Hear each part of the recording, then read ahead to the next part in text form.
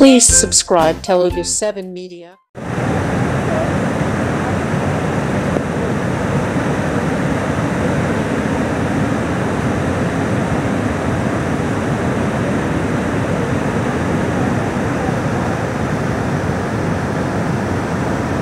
విజయవాడ నగరంలో వచ్చిన వర్షానికి యాక్చువల్గా అనేక రోడ్లు వాటర్తో నిండాయి.